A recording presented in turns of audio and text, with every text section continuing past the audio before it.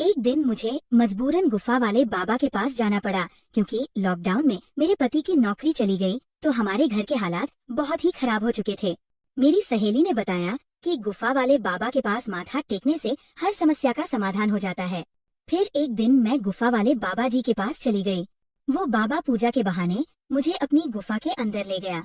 वहाँ पर मेरे और बाबा के अलावा कोई नहीं था। कुछ देर बाद बाबा ने गुफा का दरवाजा बंद कर दिया। गुफा के अंदर बहुत अंधेरा था। फिर एकदम से मेरी नजर बाबा के काले रंग के सांप के ऊपर गई। सांप को देखकर मैं घबरा गई और इससे बचने के लिए हाथ पांव चलाने लगी, लेकिन मैं अपने आप को बचा नहीं पाई। फिर बाबा ने भी मेरे अकेले होने का फायदा उठाया। मेरे साथ कुछ ऐसा हुआ कि दोस्तों, मेरा नाम रतिका है और मेरी उम्र 26 साल की है। मैं शादीशुदा औरत हूँ। मेरे परिवार में मेरे पति राहिल और मेरी 2 बेटियां हैं। हमारी अरेंज मैरिज हुई थी। हमारी शादी को 15 साल हो चुके हैं। इसी बीच हमारी 2 बेटियां हुई। बड़ी का नाम हमने बड़े प्यार से रोशनी और छोटी का नाम काजल रखा। मेरे पति एक मिडिल क्लास फैमिली से बिलोंग करते हैं। वह प्राइवेट कंपनी में नौकरी करते हैं, मगर कंपनी में लॉकडाउन के दौरान इनकी नौकरी जाती रही। फिर हम पंजाब से दिल्ली शिफ्ट हो गए और काम की तलाश करने लगे। मेरे पति को कोई काम नहीं मिल रहा था। वह कई दफ्तरों में इंटरव्यू देने के लिए जाते रहते, पर फिर भी इन्हें नौकरी नहीं मिल पा रही थी। इसी कारण हमारे घर में आए दिन पैसे को लेकर लड़ाई झगड़े होना शुरू हो गए। अब घर तो पैसों से ही चलता है। आम आदमी की जरूरत कभी खत्म नहीं होती। लिमिटेड पैसा होने की वजह से हम बहुत ज्यादा टेंशन में रहने लगे थे। हम दोनों के बीच अब और भी झगड़े होने लगे थे। मैं बहुत परेशान हो चुकी। फिर एक दिन मैं अपनी सहेली को ये सारी बातें बताई तो इसने मुझे बताया कि कोई बाबा है जो गुफा वाले बाबा के नाम से मशहूर है। कहते हैं कि इसके पास जाने से हर कोई समस्या का समाधान हो जाता है। दूर दूर से लोग इसके पास माथा टेकने के लिए आते हैं। इस बाबा को लोगों ने काफी बड़ा दर्जा दिया हुआ है। कहते हैं कि वो बाबा मन की शक्ति प्रदान करता है और लोगों के दुख तकलीफ दूर करता है। मैंने अपने पति को ये सारी बात बताई। मेरे पति इन सब बातों में विश्वास नहीं करते थे। इन्होंने मुझसे कहा, तुझे अगर जाना है तो आ ओम, मगर मुझे इन सब के लिए फोर्स मत करना। मैं पहले से ही बहुत परेशान हूँ। मैंने सोचा कि मैं अपने पति को बाबा के पास जाने के लिए ज्यादा फोर्स नहीं करूँ तो अच्छा है। अगर इन्होंने मुझे भी जाने से मना कर दिया तो फिर मैंने सोचा कि मैं अकेली ही चली जाती हूँ। मैंने बाबा के पास जाने का विचार बना लिया क्योंकि बाबा के लिए आ गया तो हमारे घर के हालात बहुत बिगड़ चुके थे। इसलिए मैंने मजबूरन गुफा वाले बाबा के पास जाने की पूरी तैयारी कर ली। मैं ये सोच रही थी कि शायद इनके पास हमारी परेशानी का उपाय होगा। अगले ही दिन मैं नहाकर अच्छी सी साड़ी पहनकर बाबा जी के आश्रम में चली गई। बाबा जी दिखने में 45 से 50 साल की उम्र के लग रहे थे। इनके आसपास भगत जन बैठे थे। इनके दोनों बाजू में 2 लड़कियां करीब 25 की उम्र की सफेद साड़ी में खड़ी थी। बाबा जी भगवान और शक्ति की बातें कर रहे थे। सत्संग खत्म होने के बाद सब लोग एक एक करके बाबा जी से मिलने जाने लगे। जब मैं इनके पास पहुंची तो मुस्कुराया, मुझे आशीर्वाद दियो।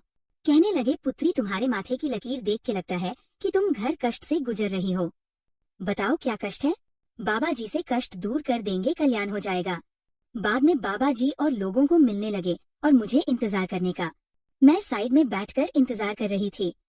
सबके जाने के बाद बाबा जी ने मुझे बुलावा भेजा तो मैं इनके पास गई। बाबा जी के साथ इनकी 2 सेविका भी थी जिन्होंने सफेद साड़ी पहन रखी थी। एक शिष्या भी थी जिसने धोती पहननी थी। बाबा जी ने मुझे अपने सामने बिठाया। पूजा करने लगे। इनकी सेवा के पीछे दिया लेकर खड़ी थी। बाबा जी की आंखें बंद थी और वह अपने होठ हिलाते जा रहे थे जैसे कि मन में कुछ मंत्र कर रहे हो।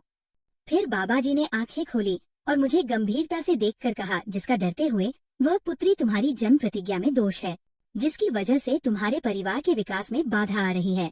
इसके लिए तुझे पूजा करवानी होगी। इसका उपचार करना पड़ेगा। बाबा जी की बात सुनकर मैं थोड़ा घबरा गई। मैंने बाबा जी से कहा, बाबा जी, मैं बहुत ही मुश्किलों से गुजर रही हूँ।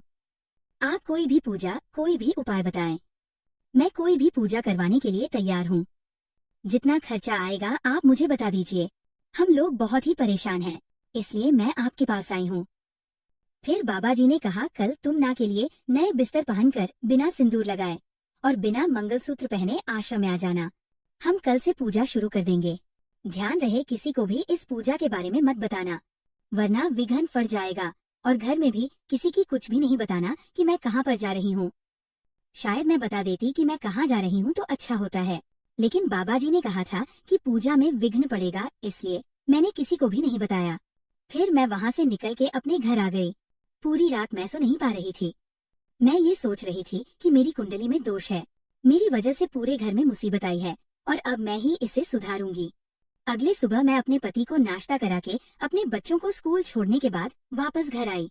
मेरे पति भी नाश्ता करके ऑफिस के लिए निकल चुके थे। मैंने घर का सारा काम खत्म किया, फिर नहाने चली गई। मैं अच्छे से नहा के एक पीले रंग की साड़ी में तैयार हुई और फिर बिना सिंदूर लगाए, बिना मंगलसूत्र के बाबा जी के आश्रम में चली गई। आज आश्रम में कोई नहीं था। मैं ये देखकर घबरा गई कि आज आश्रम बिल्कुल खाली क्यों है। मुझे अकेले वहाँ पर डर लगने लगा। मैंने शिष्य से पूछा कि आश्रम खाली क्यों है, तो इस शिष्य ने मुझे बताया कि गुरुजी के शिष्यों ने सबको कॉल करके बता दिया कि आज आश्रम में कोई अनोखी पूजा है, जिसके कारण बाबा जी आज किसी से नहीं मिलेंगे। मैं वहाँ पहुँची तो बाबा जी, इनकी सेवकियों ने बताया कि बाबा जी गुफा के अंदर हैं, वह तुम्हारा इंतजार कर रहे हैं। वो मुझे बोल रही थी, तुम बहुत ही भाग्यशाली हो जो तुम्हें बाबा जी के पास गुफा के अंदर जाने का मौका मिले, क्योंकि बाबा जी गुफा के अंदर हर किसी को नहीं बुलाते। फिर इन्होंने मुझे गुफा के अंदर जाने का रास्ता दिखाया। मुझे गुफा के अंदर कमरे में ले गए। वहाँ अंदर एक बेड था और उस बेड के सामने वाली जगह में बाबा जी एक तकिया वेदी खड़ा था। मैंने सोचा कि ये बाबा जी यज्ञ भी करते हैं और फिर रात में सोते होंगे। मेरी सोच को रोकते हुए इनकी एक शिष्या बोली, तुम बिल्कुल सही जगह आए हो, बाबा जी तुम्हारी हर इच्छा पूरी कर देंगे। इनके पास बहुत बड़ी शक्ति है, तुम बाबा जी के साथ यहीं बैठो। हम लोग बैठ जाते हैं, तुमने किसी को बताना तो नहीं है कि तुम यहाँ ही हो। मैंने ना में सर हिला दिया। बाबा जी ने मुझे बैठने के लिए कहा। मैं और बाबा जी वहीं फर्श पर बैठ गए। बाबा जी मंत्र बोलकर अग्नि में घी डाल रहे थे, तो वो मंत्रों का उच्चारण करते जा रहे थे। फिर एक सेविका बाहर से दूध का गिलास लेकर अंदर आई। बाबा ने थोड़ा दूध अग्नि में डाला और बाकी दूध हाथ में पकड़कर कुछ मंत्र बोला। फिर वो दूध मुझे पीने को कहा। बाबा बोले, इसे पी जाओ। लेकिन मुझे डर लग रहा है कि कुछ गलत ना हो जाए, क्योंकि यहाँ पर कोई और नहीं था। मुझे डर लग रहा था, मगर मैंने डरते डरते दूध का गिलास हाथ में ले लिया और दूध एक ही बार में पूरा पी लिया। दूध पीने के बाद मुझे कुछ अजीब सा लगने लगा। अचानक ही मुझे नशा सा चढ़ने लगा। मेरी आंखों के एक अंधेरा छाने लगा। मैं बेहोशी होने लगी, फर्श पे ही गिर पड़ी। मुझे लगा मुझे शायद कुछ कमजोरी की वजह से चक्कर आ गए। पहले तो मैं कुछ समझ ही नहीं पा रही थी। कुछ देर के बाद मुझे थोड़ा होश आया तो मुझे पता चलने लगा मेरे साथ क्या हो रहा है, पर मैं इसका विरोध नहीं कर पा रही थी क्योंकि मैं पूरी तरह होश में नहीं थी। मुझे महसूस हो रहा था कुछ जने मिलकर मुझे उठा रहे हैं। फिर इन्होंने मुझे पलंग पर लिटा दिया। मैं आंखें खोल के सब कुछ देख रही थी, मगर कुछ कर नहीं पा रही थी। फिर इस बाबा ने अपने शिष्य को भर इंतजार करने के लिए कहा। बाबा ने पूजा शुरू कर दी। मैं बाबा की हरकत देखकर हैरान रह गई। मैं सोचने लगी किस तरह की पूजा है। मेरे पति ने तो कई दिनों से मुझे छुआ तक नहीं था, क्योंकि वह अपनी परेशानियों से घिरा रहता था। घर की परेशानियों को देखकर मैं तो बहुत परेशान थी। अगर मैं परेशान ना होती तो यहाँ फर्जी बाबा के पास पूजा करवाने कभी ना आती। बाबा के पास आने से पहले मैंने सोचा था कि अगर एक पूजा कराने से हमारे घर में सुख समृद्धि आती है तो इसमें हर्जिया है, लेकिन मुझे नहीं पता था कि ये बाबा मेरे साथ ये हरकत करेगा। मैं एक बेहोशी की हालत में बाबा की तरफ देख रही थी। मुझे बोलते जा रहे थे कि पुत्री एकदम से शांत हो जाओ और पूजा करो। मैं तुम्हारी सब परेशानी दूर कर दूंगा। तुम्हारे घर को भी शुद्ध करना पड़ेगा। किसी दिन तुम्हारे घर पर जाकर घर को भी शुद्ध कर देंगे। लेकिन मुझे अब धीरे धीरे पता चल रहा था कि कुछ गलत हो रहा है। फिर बाबा बोल रहा था, कैसा लग रहा है पुत्री, तुम्हारे दिल में जो भी परेशानी दिल से निकाल दो। फिर बाबा जोर जोर से मंत्र आचारण करने लगा। सुबह जब मैं घर से निकली तो मैं बहुत खुश थी कि चलो पूजा हो जाएगी तो घर में कुछ बरकत होगी।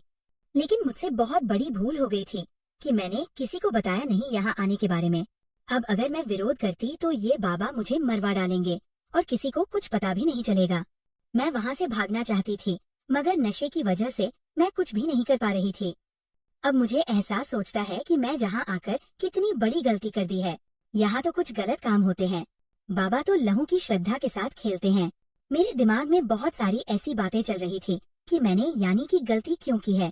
बाबा मुझे बोल रहे थे, शाबाश पुत्री, तुम बहुत अच्छे से पूजा में हिस्सा ले रही हो, तुम ऐसी पूजा करती रहो, मैं तुम्हारे घर की हर समस्या को दूर कर दूंगा।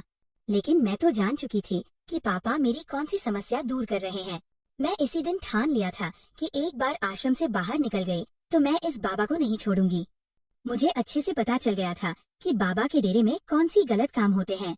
अब मुझे बाबा के डेरे में होने वाली गलत हरकतों का भांडा फोड़ना था। अगर मैंने ऐसा नहीं किया तो ना जाने ये बाबा कितनी और औरतों के शरीर के साथ खेलेगा और पता नहीं कितने और घरों को तबाह करेगा। फिर करीब 2 घंटे के बाद मुझे अच्छे से होश आ गया। बाबा मुझे बोले, पुत्री तुम्हारी पूजा संपन्न हो चुकी है। आपने बहुत अच्छे से पूजा की और मंत्रों का उच्चारण किया। अब तुम्हारे पति की नई नौकरी भी लग जाएगी। नेक्स्ट पार्ट के लिए चैनल को सब्सक्राइब करें।